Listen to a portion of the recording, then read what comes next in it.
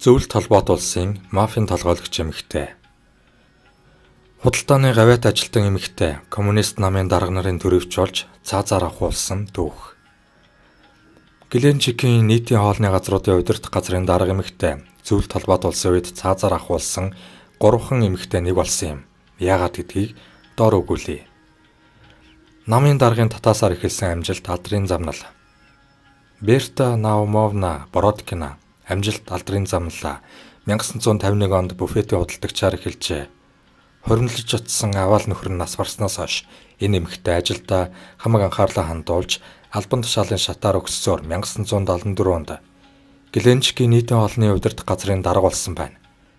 Бүрэн дунд боловсралч эзэмшээгүй бүсгүй ингэж цайлсанд шургуу хөдөлмөрчсөн Овсгоо самбаанаас гадна хотын намын хорооны дарга Николай Погодины оролцоо их байв.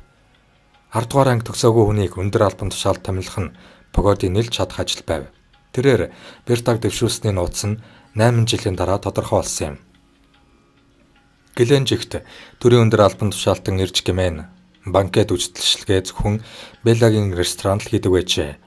Берта ажлаа сайн мэддэг нэгэн байсан тул ширээнүүдийг тансаг амттнаар дүүргэж үйлчлэгийг үзүүлэх шиг болдог байсан аж. Тэнд яригдж буй албан тушаалын 8 лоббиг тэрээр харж сонсдог, хариуд нь томчууд албан тушаалд нь байлгаж дураараа авирлахыг нь нүдэн анаад өнгөрүүлдэг байжээ. Хулгай, луурын хар мөр.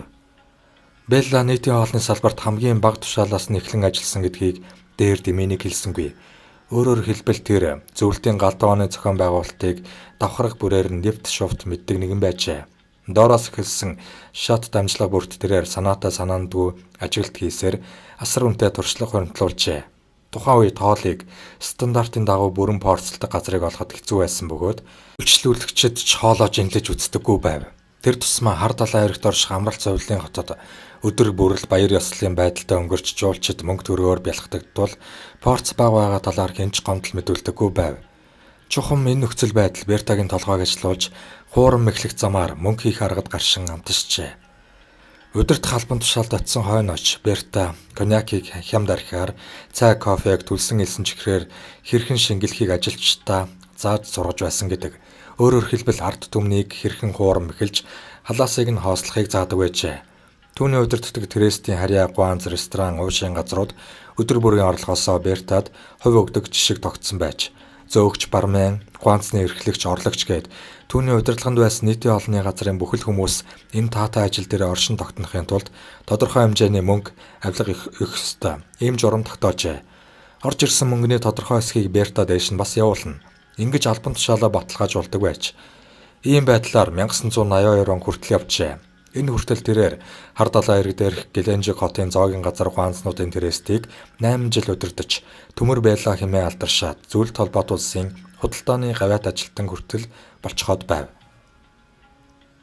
Гэтэл гэнэт 1982 онд огт өөр зүйл ангаар буюу насан туршидчдын киног ашиг олох зорилгоор олон нийтэд үзүүлсэн гэдэг хэрэгээр баримтлагдсан байна. Энэ бол Белла шиг өргөн үрээнд ажилладаг хүний хувьд өчүүхэн жижиг шалтгаан байв. Гэхдээ мөрдөгчд хэргийн углуургыг олж дөнгөжээ. Мөнгө хаан Белла тэнд 1982 онд зөвлөлт холбоот улсад видеомагнитофон буюу приставк видео кассет дэлгэрч кино үзүүлэх бичил бизнес хүчээ авсан байж.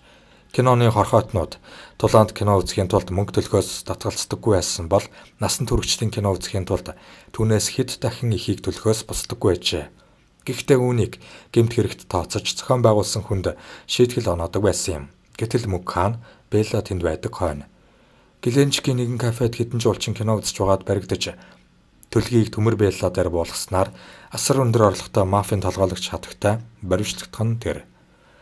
Эхэндээ түүнийг нэг худалгүй гараад ирнэ гэж бодож байлаа. Гэтэл сурлагдсангүй. Чулууг бүр дээрээс шидсэн болох нь тодорлоо. Өөрөөр хэлбэл Андропов зөвлөлт холбоот улсын төв орооны нарийн бичгийн дарга болсныхоо дараа Брежневийн үеийнхнийг шахан зайлуулж эхэлсэнтэй холбоотой болж таарав. Андропов төрийн эрх мэдлийг авмагцаа Кубан дахь авилга хийх хуулийн хэрэг гихчиг гаргаж иржээ. Краснодарын хязгаарын намын хорооны дарга Медунов Брежневийн ойрын хүн байсан тул түүнийг болон тойрон хүрээлэгчдийг нь прокурорын газраас байсгээд шалгадаг байж. Төмөр Белла тэр тойрогт буюу Медуновын хүрээнд байсан тул баригдсан тэр ажээ.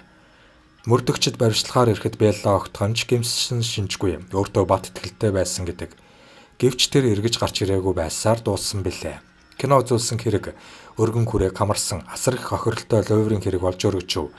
Мөрдөн байцаалтсан явцад өөрийн засаглалын үед тэрээр зоогийн газар гуанцнуудаас 1 сая рубль шимшигдуулан завссан илэрчээ.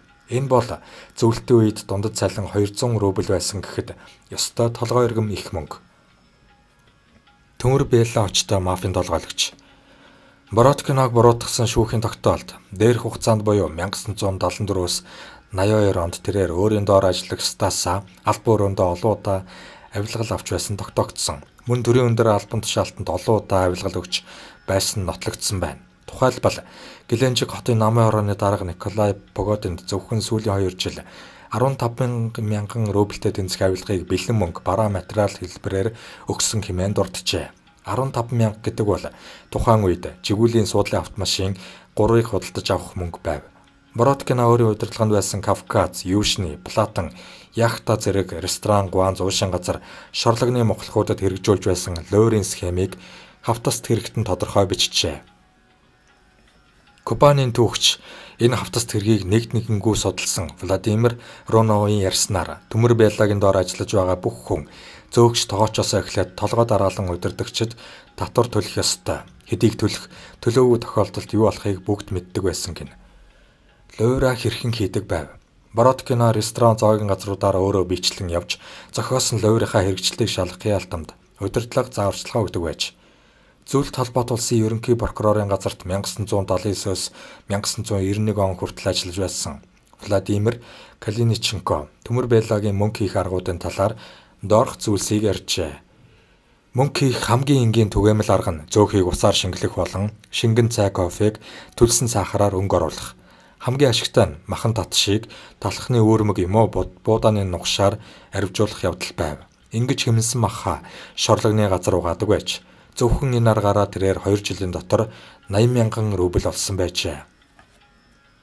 Бородкиногийн хэрэг дээр ажилласан мөрдөн байцаагч Борис Абакумовын хэлснээр орлогын бас нэг том их үүсвэр нь согтууруулах хундааны худалдаа байв.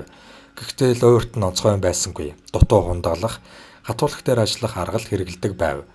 Мөн өндөр үнэтэй армян коньякийг алим лирний модны навчаар нэрсэн хямд архиар шингэлэх нь маш ашигтай байжээ. Калиниченкогийн хэлснээр ингэж холсон хуурамч коньякийг мэрэгчлэлтэн ч мэдгэд хэцүүг нь. Хар талаад жилд бүр зөвлөлт холбоот улсын өнцөг булан бүрээс 10 сая гаруй жуулчин амьдралын сайн сайхныг амтлахаар ирнэ. Чухам тэд эргийн мафийн санхүүгийн ширгэшгүй их ундраг болдог байж. Томчуудын тогт тухыг хангагч. Сочигийн сэтгүүлч Игорь Сизовын хэлснээр Бородкино ирээдүйн нөлөөтэй ивент тэтгэгчдийг олохын тулд амархаар ирсэн томчуудыг үнэхээр мартагдчихгүй сайхан байлгаж чаддаг байж. Ширээ ковр амттан шимтнээр дүүргээ зогсохгүй. Ирчүүдийн зугаалга хийгтэн зохион байгуулж залуу бүсгүүчүүдийг ч дуудан авчирч чаддаг байжээ. Ингэснийхээ төлөө намын данснаас 1 рубль авч байсангүй. Гэхдээ өөр аргаар зардлаа хангалттай нөхдөг байв. Краснодарын хязгаарын намын хорооны дарга Медуновын анхаарлыг ч ингэжл татаж тойрон хүрээлт нь орсон гэдэг. Бородкино тэр байтугай зөвлөлт холбоот улсын дээд зөвлөлийн гишүүн. Зөвлөлт холбоот улсын төв хорооны нарийн бичгийн дарга Фёдор Кулаковд ч нөлөөлдөг байсан гэдэг. Кулаковыг нас барахад оршуулах ёслолт нь Краснодараас 2 л хүн өргөцсөн нь Медунов Бородкино нар байсан гэдэг. Бородкиногийн гэрт нэгжлэг хийхэд асар их хэмжээний гоёл чимэглэлийн зүйл, арьс, үслэг идэл, болорсав маш их бэлэн мөнгө гарсан гэдэг. Цаасан дэвсгэртээ хивсэн доороо халаагуурын батарей шилэн савнд хашаан дотор тоосхон дунд нуусан байсан нь 500 гаруй мянга болжээ. Нэгжлэг хийсэн цагдаа нар тэр эд баялагийг хараад ухаан алдахшиж байсан гэдэг. Золиос буюу мөсөн уулын орой. Хэрэг нь хүндэрснийг мэдээд Бородкиногийн ааш омог дарагджээ. Жил гаруй хоригдсныхоо дараа тэрээр шизофрен өвчтэй болж жүжиглсэн байна. Түүнд эмнэлгийн шинжилгээ хийсэн шинжээч эмч Чорнов Бородкиног энэ тал дээр маш авьяастай байсан хэмээн дурсжээ. Эцэст нь тэрээр 561,834 рублийн авилга авснаа хүлээн зөвшөөрсөн тул авилга авсан онц их хэмжээний мөнгө өмч шамшигдуулсан хэрэглэгчдийг заллан эхэлсэн хэрэгт буруутай гэж үзэн цаазаар авах ялыг давж заалдах өршөөл үзүүлэх боломжгүйгээр оноосон юм. Төмөр Белла томчуудаар хүрээлүүлсэн хүн байсан. Тийм ч учраас заавал цааслуулахгүйгээр өнгөрөх боломж байв.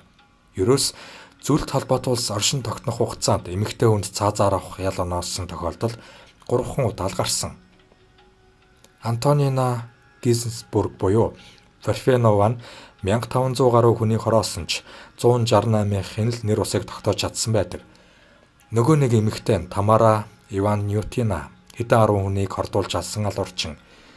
Гэтэл ийм хэрэгтнүүдтэй нэгэн зиндаанд аваачиж буудан хороосон нь Бородкина томчуудын талаар хитрхи ихийг мэддэгтэй нь холбоотой байсан гэж одоо дүгнэж байна.